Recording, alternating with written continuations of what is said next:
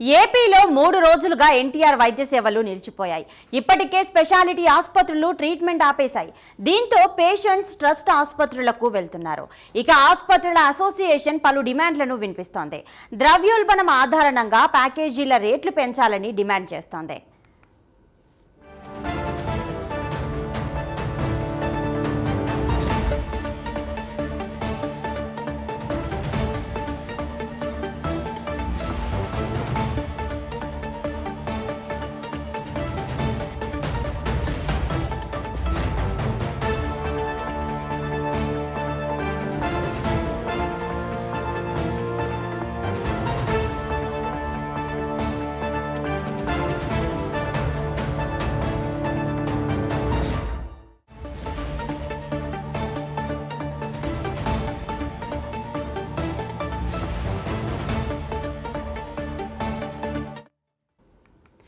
ఏపీలో 3 రోజులుగా ఎన్టీఆర్ వైద్య సేవలు నిలిచిపోయాయి. ఇక ఇప్పటికే స్పెషాలిటీ ఆసుపత్రులు ట్రీట్మెంట్ ఆపేశాయి.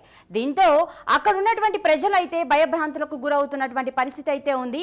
సో ఏపీలో 3 రోజులుగా ఈ ఎన్టీఆర్ వైద్య సేవలు అనేవి నిలిచిపోవడం, అసలు ఎందుకు ఇదంతా జరిగింది అనేది మా కరెస్పాండెంట్ శ్రీహరి అందిస్తారు. మరింత సమాచారం శ్రీహరి. గుడ్ మార్నింగ్ ప్రతిభ. ఏపీలో గత 3 రోజులుగా అయితే ఎన్టీఆర్ వైద్య సేవలు అయితే నిలిచిపోయాయి. ట్రీట్మెంట్ ఆపేసిన స్పెషాలిటీ హాస్పిటల్స్ ఏవైతే ఉన్నాయో ఇవన్నీ కూడా ట్రీట్మెంట్స్ అనేవి ఆపేశాయి. దీని మీద ఎక్కువగా చూసుకున్నట్లయితే మనకి పేద మధ్య తరగతి వారు ఎవరైతే ఉంటారో వారు ఎక్కువగా ఆధారపడి ఆ హాస్పిటల్స్ లో వైద్యం చేయించుకుంటూ ఉంటారు. ఈ ప్రభుత్వం ఈ బకాయిలు సూపర్ స్పెషాలిటీ హాస్పిటల్స్ ఏవైతే బకాయిలు పెండింగ్ ఉన్నాయో ఈ నేపథ్యంలోనే అవన్నీ చెల్లింపులు సరిగా లేవంటూ కూడా వాళ్ళు కొంత నిరసన చేపట్టడం, పలుమార్లు ప్రభుత్వం దృష్టికి తీసుకురావటం, గత ప్రభుత్వం నుంచి కూడా పెండింగ్లు ఉండటం, ఇవన్నీ కూడా పెద్ద మొత్తంలో కోట్ల రూపాయలు నిధులైతే పెండింగ్ పడటం వల్ల ఇప్పుడు కొంత భారం ప్రభుత్వం మీద కూడా కొంత ఆర్థిక భారం పడటం, ఈ నేపథ్యంలోనే వైద్య సేవలు అయితే నిలిపివేసినట్లుగా వాళ్ళకి చెల్లింపులు త్వరలోనే చెల్లిస్తామని కూడా మంత్రి అయితే సత్యకుమార్ యాదవ్ అయితే ఆ అసోసియేషన్ సభ్యులకు కూడా తెలిపారు. అయినా సరే మాకు బకాయిలు పెండింగ్ భారం మరింత పెరిగిపోవడంతో మేము అయితే ట్రీట్మెంట్ చేయలేకపోతున్నాము అంటూ కూడా వాళ్ళు వైద్య సేవలు అయితే నిలిపివేసిన పరిస్థితి ఇప్పుడు మనకి రాష్ట్రంలో కనిపిస్తుంది. ఈ నేపథ్యంలోనే కొంతమంది పేషెంట్లు ఎవరైతే ఉన్నారో వారు కొంత ఇబ్బందులు పడుతూ కొంత ఇబ్బందులకు అయితే గురవుతున్న పరిస్థితి అయితే మనకి కనబడుతుంది.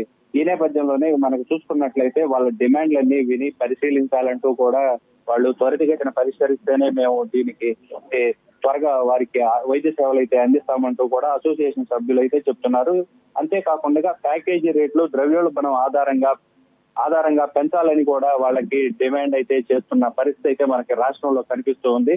ఇది మరి ప్రభుత్వం, కూటమి ప్రభుత్వం ఇప్పుడు అధికారంలోకి వచ్చిన తర్వాత చూసుకున్నట్లయితే ఆర్థికంగా ఖజానా అయితే కొంత భారం అయితే ఉన్న పరిస్థితి అయితే కనబడతా ఉంది. మరి దీన్ని సీఎం దృష్టికి, అదే విధంగా అధికారులు వీళ్ళంతా కూడా సీఎం దృష్టికి అయితే తీసుకువెళ్లిన పరిస్థితి అయితే ఉంది. మరి దీన్ని ఎంత త్వరితగతిన పరిష్కరిస్తామని చెప్పని హామీ కూడా సత్యకుమార్ యాదవ్ అయితే వైద్య శాఖ మంత్రి ఈ హాస్పిటల్స్ కి అయితే అసోసియేషన్ సభ్యులకి భరోసా అయితే ఇచ్చారు.